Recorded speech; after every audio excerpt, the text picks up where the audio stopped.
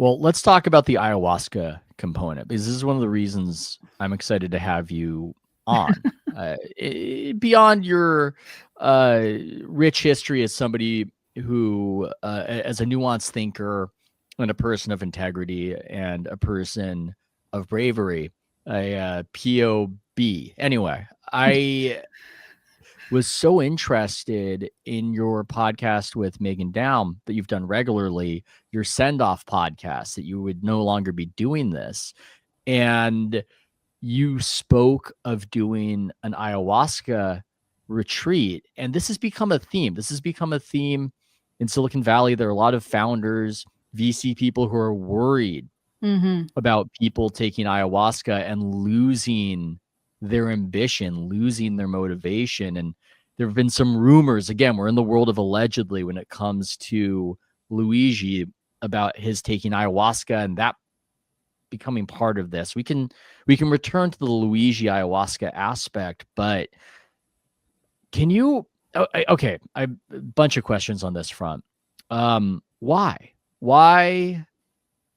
did you do the retreat? It strikes me as something I like drugs, but I would be terrified to do that one because of that particular trope. I'm terrified of losing ambition. I can't explain it. I don't know if I fully understand my own motivations. And now that I'm on the other side of it, it was definitely a risky thing to do, although I'm not risk averse necessarily, but I'm also not thrill seeking. As a person, up until my ayahuasca retreat, which was, I have to say, only like a month and a half ago. It wasn't, it wasn't 2 months ago, maybe, from today. So this is still fairly new. In my integration process, which is, the word that they use for coming back into reality. That's still ongoing. I don't know why I sought it so intensely, but there was a point at which I felt like this is the thing that I was like gearing myself up to try, that this was the lever that I was going to pull. I mean, that's how I thought of it. I don't really do recreational drugs. Before my ayahuasca retreat, I did not. I mean, I smoked here and there, marijuana once in a while, in college mostly, but not since then. I had tried a small amount of mushrooms also in college, but it didn't do anything because it was such a small dose. I don't exactly remember how much I took, but it was very little, and it didn't have a huge effect on me. And that was it. That was my experience with anything in this kind of realm. And I remember seeing the same discourse that you were referring to, in which people talked about the intensity of the experience specifically with ayahuasca, and how profoundly it changed them. Sometimes people were talking about what an incredible thing it did for them. But there were, increasingly there were more voices that were challenging that a little bit, or complicating that, that narrative, and talking about, well, maybe they knew somebody who had an experience with it, who was never the same again, not in a good way. At least from their perspective, not in a good way. Maybe they walked away from the life they had entirely. I can read this double tweet that's become a meme and shared in these circles for adding some sort of context to it. Ayahuasca is insane because it appears to be one of the most legitimately dangerous drugs, with the potential to gigafry your brain, but is exclusively taken by literal turbo normies who unironically want to heal internalized racism trauma and basically get one-shotted by it. Literally the most spiritually inept people in existence, having their little lib brains rearranged by some Mesoamerican 6D demon who makes them quit their email job, divorce their BF/GF, and become a traveling circus stripper or whatever. That is the fear of people running our biggest technology companies. Anyway, I just like the verb one-shotted is something that's being thrown around ever since that series of tweets. Did you feel you were one-shotted, Sarah, whatever that means. For a second there, yes. And I did see that tweet before I went.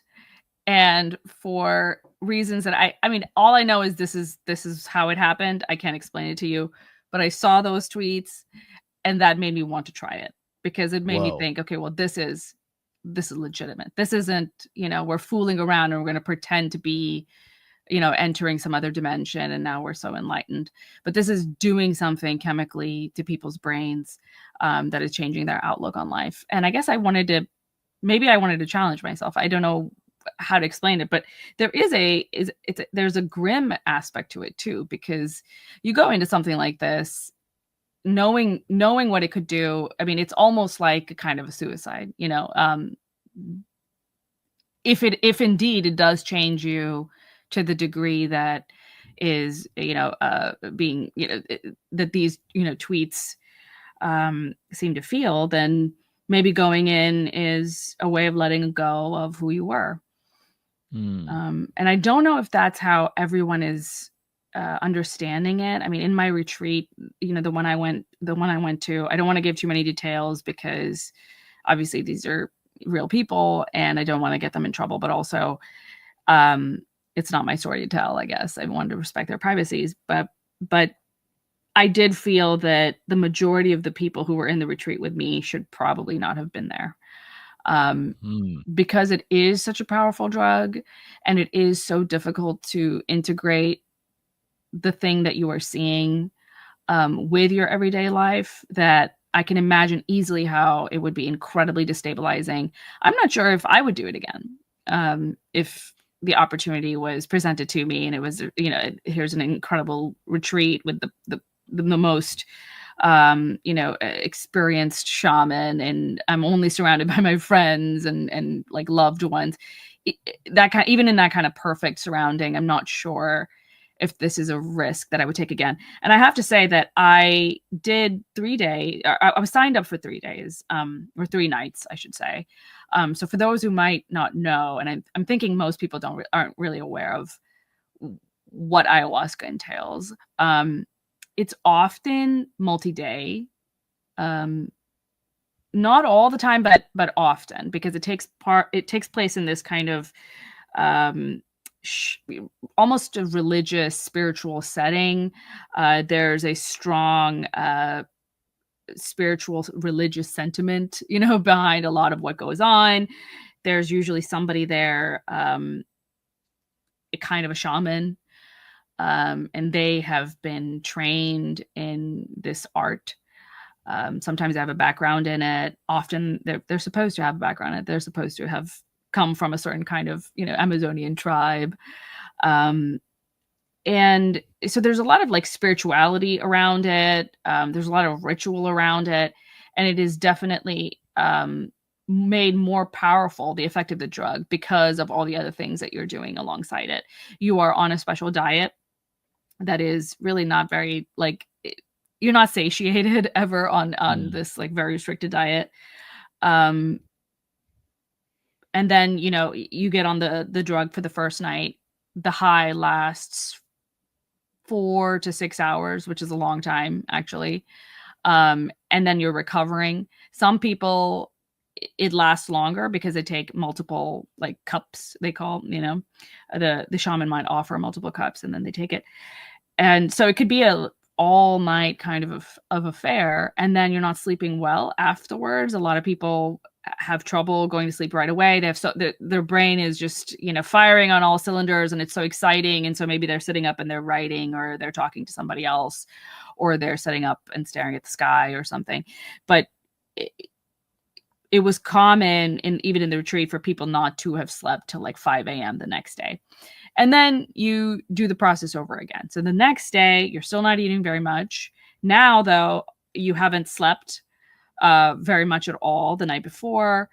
And you have also already had a really incredible, like mind-blowing trip. And then you're going to do it again. The next night is often more intense for that reason. And some of these retreats, they go on for 5 nights, 7 nights, with, multiple ceremonies back to back. Sometimes there's a break, sometimes there isn't. And so for me, it felt like Well, I, I experienced what I experienced the first night and the second, but I did feel like I didn't want to take the risk of a third night. Hmm.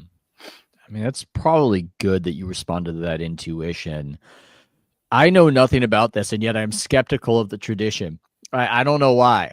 I'm immediately going, are we sure it has to be done in the jungle with all these parameters? I mean, you're the one who did it, so maybe you can tell me this is how it has to be. It can't just be you in your apartment in a snuggie. It should be in the jungle with some sort of 1,000-year-old tradition that they anchor this whole thing around. But I wonder about it. I wonder what people are looking for. I wonder why they would. That's an intense thing. It's not just tripping for one day on acid or mushrooms. Why would people do it? I definitely think that aspect of it, the fact that you're taken away from your everyday surroundings into a very unfamiliar environment, and it's unfamiliar in very visible ways. One of the things that they recommended on the retreat is that everybody wears light colors on the days of the ceremonies, and so everybody's kind of walking around in like white or light beige, colors. So it's almost spooky. The whole thing is kind of spooky, but it takes you out of your comfort zone in a really interesting way, in a way that could lead to some people having a bad trip, because they are uncomfortable. But it is reputed that this is part of the therapy, that you are coming there not to have a lot of fun with your friends, but to do work. I mean, I do like the reverence around hallucinogens. I actually think would be beneficial to people. I think you can get yourself into a bad pattern if you start smoking weed to alleviate boredom regularly. I prefer the perspective that when you're going to do it, you're doing it to go hard and learn something about yourself. For whatever reason, that seems more healthy to me than just doing it purely recreationally, at least recreationally and repeatedly. I guess it makes sense to me too why so many people who are higher functioning, who work in tech, who are maybe journalists too, go forth to the ayahuasca. I guess there's an aspect of intense curiosity there that maybe the average person doesn't have. This isn't something that I'm familiar with in my old life, in my old line of work in sports media. Maybe there are a few people and they just haven't told me that they've done this. But then you move to this other space with people who have Substacks, with we both went to Hereticon with those sorts of people who found companies or in the startup world, and this is all very normal. This is all very natural. There's not as much stigma around it in the way there would be in my old line of work, at least. Oh yeah, definitely. If anything, I've felt like you're kind of a weirdo if you don't have any experience with hallucinogenics in certain environments. Yeah. And I think maybe, I was curious to see if there was something that could genuinely move me, like genuinely rock me to my core, because and I think that this might be something that is happening to others too, like in the same kind of space that you're that you're pointing to, with these like high agency kind of people who are the kinds of people who are actors in their world. They impose their will upon others, versus others and wills being imposed upon them. So I think there is, from my perspective, there was this sense of, can there be something out there that can really destabilize me even for a second, or an hour or a day? Like, is this is this possible? Is this real? And so I guess maybe I was curious to see if that could happen. I wonder what secret people are getting out of this that makes them lose motivation. Is it just the inherent meaninglessness of life? Is that what they end up grokking from this whole experience? I just look at it as, I can't do a thing like this. If I'm not earning money and doing whatever it is I need to do, I've got family depending on me. I've got kids. That seems like a lot to risk. And I just wonder what the loss of motivation is about. Maybe it can't even be explained to me. Is that something that you have insight into after doing it? Yeah. Maybe a little bit. I would say that this was something I was afraid of losing completely, which is why I left the second night. Um, I felt as if I got what I was looking for. Like I saw what I was wanting to see, and I experienced the feeling um, that I was searching for. And now it was time to stop because I know that I was risking um, a core part of who I was. I mean, Mm, so much of who we are is due to our specific perspectives that we have, the lives that we yeah. have walked, the experiences that we've had. They make us who we are. And these kinds of psychedelic experience, I mean, they introduce new experiences, new memories, and those memories might change you in really beneficial ways. Depending on who you are, it might be just like purely beneficial. But I think I also felt as if I did it one more night, I would be transformed so much that I would not be able to communicate with my loved ones, that I would lose this Mm, ability to, and I don't know if, I mean, you must have noticed that, people who do so many, like many psychedelics, they start to yeah. sound the same. Like they have this like language, they talk about vibes and energies, and, they have, it's almost like uh, pseudo spiritual, except they seem to mean it, and I don't think that that is random. I think that whatever it is that these drugs do to you, they, whatever it is that you see due to these drugs, you feel as if, speaking in this way is the most accurate way. Like this is how you're best, this is how you're accurately describing what you're seeing, but it also alienates you from others around you who don't know what you're talking about when you say vibes Hmm. or Yeah. energies.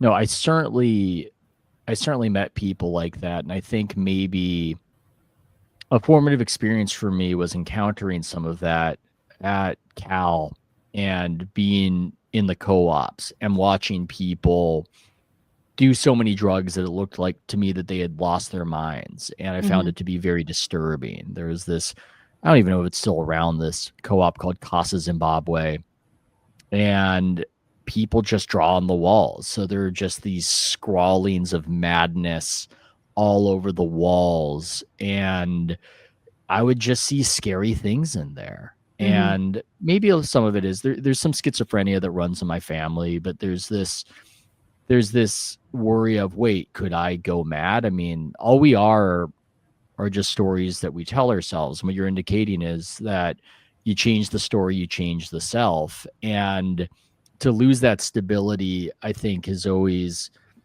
haunted me as a possibility and something I've seen, to just completely not be you anymore, not be able to function anymore. It's terrifying, but it's also, again, I'm a curious person. I want to know whatever insight is out there, and I do understand, even if I am not as bold as you, Sarah, to have actually done it. I do understand the impulse, at least. Hmm. I think it's I understand why it can come across as lunacy, and maybe it is. Maybe that is what being a lunatic is, which is somebody who thinks so differently and in a way that is uh, self-destructive, given who we are as a species and the things that we need to do to survive and thrive as a species. Yeah. And maybe that's what lunacy is, and maybe that's what psychedelics do to you. Um, I don't know if, I'm hesitant even to talk about positives of the experience because I don't want to lead anyone into it who isn't already pulled to it. If you're Mm, already like strongly pulled to it and you're not afraid for whatever bizarre reason, you're not afraid of it, um, then, try. And maybe this is something interesting and worth exploring. Um, but if there is even any part of you that is afraid, or you already have a self that you're really happy with, and you already have a life that you enjoy, and you get, great meaning out of, then I don't see any reason why you should risk that.